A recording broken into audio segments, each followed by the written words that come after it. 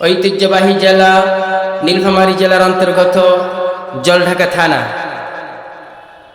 জলঢাকা আল জামিয়াতুল মাদানিয়া মুশফিকিয়া কৌমি short course দায়রা হাদিস মাদ্রাসার আজকের ইসলামী মহাসম্মেলন, আজকের মাহফিলের সম্মানিত সভাপতি, প্রধান অতিথি, বিশেষ অতিথি, আজকের মাহফিলের প্রধান মুফাসসির হযরতুল আল্লাম হযরত মাওলানা আল্লামা আব্দুল বাসিত খান সিরাজি সাহেব, আজকের মাহফিল যিনি আমজান করেছেন, আল্লাহ তাআলা তেনাদের উদ্দেশ্যটাকে সফল করুক। সকল বলুন আমিন। কালিমাতে শুকর প্রাণ খুলে আদায় করছি সেই মহান রব্বুল আলামিনের দরবারে যে আল্লাহ রব্বুল আলামিন এই মাহফিলকে কবুল করেছেন। কালিমাতে শুকর প্রাণ খুলে আদায় করছি, বলছি আলহামদুলিল্লাহ। দরুদ ও সালাম প্রেরণ করছি মানবতার বন্ধু সাইয়্যিদুল মুরসালিন খাতামুন নবিয়্যিন রাহমাতুল লিল আলামিন জনাবে মুহাম্মদুর রাসূলুল্লাহ, সকলেই বলছি সাল্লাল্লাহু আলাইহি ওয়াসাল্লাম। সম্মানিত হাজিরিন, যে আয়াতে কারিমা তেলাওয়াত করেছি সূরাতুত তাওবার 111 নম্বর আয়াতে আল্লাহ তাআলা সুন্দরভাবে জানিয়ে দিলেন, রব্বুল আলামিন সুন্দরভাবে জানিয়ে দিলেন কোরআনুল কারীমে, ইন্নাল্লাহা ইশতারা মিনাল মুমিনিনা আনফুসাহুম ওয়া আমওয়ালাহুম বিআন্না লাহুমুল জান্নাহ। রব্বুল আলামিন বললেন, গোলাম শোনো শোনো, ও গোলাম শোনো, আমি আল্লাহ মুমিনদের জান এবং মালগুলো খরিদ করে নিয়েছি বিআন্না লাহুমুল জান্নাহ, জান্নাতের বিনিময়ে।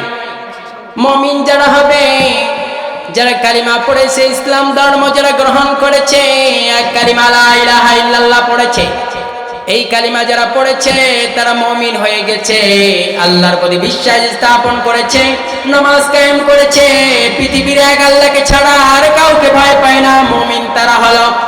এই জন্য মুমিন যারা হয়েছে তারা আল্লাহর দ্বীন কায়েমের পথে, ইসলামের পথে, তাওহীদের পথে, রিসালাতের পথে, এক আল্লাহর প্রতি ঈমান এনে তারা বলেছে রক্ত যাবে, জীবন যাবে, যতদিন জীবন ততদিন এক আল্লাহর পথে ছাড়া কারো সামনে মুসলমান মাথা নত করতে পারে না।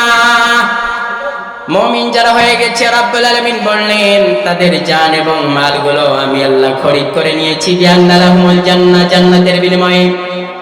এই দুনিয়ার বুকে যারা মুমিন হয়ে গেছে তাদের উপর অন্যায় এসেছে, নির্যাতন এসেছে, তারা নির্যাতন এবং জুলুমের শিকার হয়ে গেছে। মুমিন যারা তাদেরকে রব্বুল আলামিন বেশি করে পরীক্ষা করে থাকেন এবং কি বলেছেন, এই দুনিয়াটা মুমিনদের জন্য জেলখানা, আর যারা কাফের তাদের জন্য হলো বেহেশতখানা।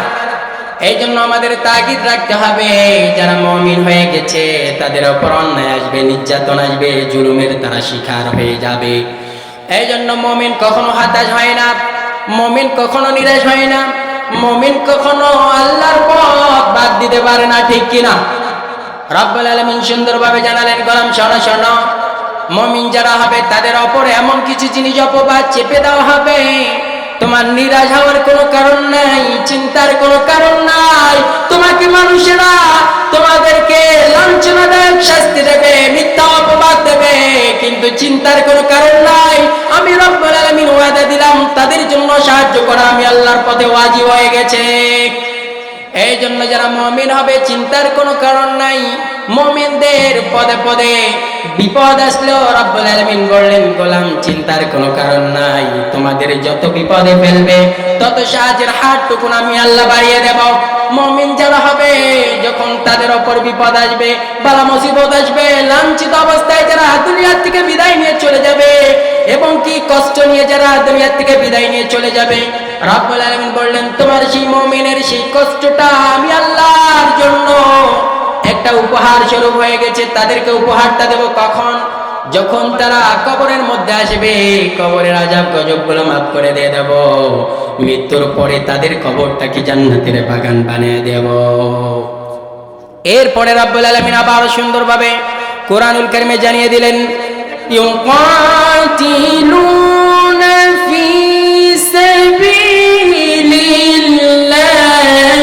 ফায়াকতুলুনা ওয়া ইউকতালুন।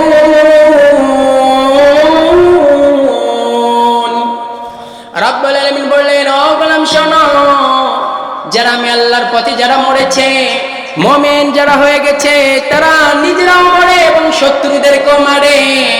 বরং তারা যারা আমার পথে যুদ্ধ করলো, আমার পথে জিহাদ করলো, যারা আমি আল্লাহর পথে যারা মৃত্যুবরণ করেছে, খবরদার তাদেরকে তোমরা মৃত বলো না, বরং তারা জীবিত। আল্লাহু আকবার। যারা মুমিন হয়ে গেছে, আল্লাহর পথে যারা যুদ্ধ করেছে, জিহাদ করেছে, রক্ত ঝরিয়েছে, জীবন আল্লাহর রাহে বিলিয়ে দিয়েছে, তাদেরকে তোমরা মৃত বলবো না, বরং তারা জীবিত। আল্লাহু আকবার। এই জন্য এদিকে তাকিয়ে দেখেন, ইসলামের পথে যারা রক্ত দিল, ইসলামের পথে যারা জীবন বিলিয়ে দিয়েছে, কালিমা পড়েছে, কালিমা শাহাদাত পড়ে যারা ইন্তেকাল করেছে, এক কালিমার প্রতি যারা অটল ছিল, তোমরা তাদেরকে, যারা ইসলামের পথে থেকে মৃত্যুবরণ করলো, তোমরা তাদেরকে মৃত বলবা না, বরং তারা হয়ে গেছে জীবিত। ওই সমস্ত মানুষেরা আমি আল্লাহর কাছে জীবিত হয়ে গেছে, মরার পরে তাদের জন্য জান্নাতের 8টা দরজাগুলো খুলে দেওয়া হয়। রব্বুল আলামিন বললেন, গোলাম তোমার চিন্তার কোনো কারণ নাই, আমি আল্লাহ তোমাদেরকে ওয়াদা দিলাম, আমি আল্লাহর পথে যারা মরেছে তাদেরকে তোমরা মৃত বলবা না, তারা বরঞ্চ জীবিত হয়ে গেছে। এই জন্য আমরা আমাদের জীবনটাকে আল্লাহর রাহে বিলিয়ে দিতে চাই। রক্ত যাবে, জীবন যাবে, ফাঁসির মঞ্চে ঝুলবো, এক আল্লাহর পথে, এক কালিমার পথে থেকে এই মৃত্যুবরণ করতে চাই, ঠিক কিনা? এই জন্য তাকিয়ে দেখেন, যখন ফিলিস্তিনি মুসলমান ভাইদের পক্ষ থেকে 12 মার্চ পর গাজাতে যখন ডাক দিয়ে দিয়েছিলেন সোহরাওয়ার্দী উদ্যানে, মিজানুর রহমান আল আজহারী সাহেব ডাক দিয়েছিলেন, আল্লামা মামুনুল হক সাহেব ডাক দিয়েছিলেন, জুনাইদ আল হাবিব ডাক দিয়েছিলেন, 1 নয় 2 নয় 50 লক্ষ মানুষের চেয়ে বেশি মানুষ তারা উপস্থিত হয়ে বলেছে, যারা মুসলমান ভাইদের রক্ত ঝরাবে, জীবন যারা কেড়ে নেবে, আমার আবু শিশু, আল্লাহর আবু শিশু বান্দাদেরকে যারা মারবে, তাদেরকে ঠাঁই দেওয়া হবে না। সকলে ঐক্যবদ্ধ হয়ে ফিলিস্তিনি মুসলমান ভাইদের পক্ষ থেকেই তারা ঐক্যজোট হয়ে সোহরাওয়ার্দী উদ্যানে তারা লাফিয়ে পড়েছিল, ঠিক কিনা? আবার এইদিকে দেখেন, 3 মে আল্লামা মামুনুল হক সাহেব হেফাজতে ইসলাম আবারও ডাক দিয়ে দিয়েছিলেন, আগামীকালকে ডাক দিয়েছেন। আবারও দেখেন, বাংলাদেশের মানুষ তারা নিজেরাই সাক্ষ্য দিয়ে দেবে, ইসলামের পথে সকলে ঐক্যবদ্ধ হয়ে যাবে। এই জন্য যদি ইসলামের জন্য যদি ডাক এসে যায়, কালিমার জন্য যদি ডাক এসে যায়, কোরআনের জন্য যদি ডাক এসে যায়, যুদ্ধের ময়দানে সকলে আমরা মুসলিম উম্মাহ যাওয়ার জন্য প্রস্তুতি আছি না নাই? আমরা সকলে প্রস্তুতি গ্রহণ করব।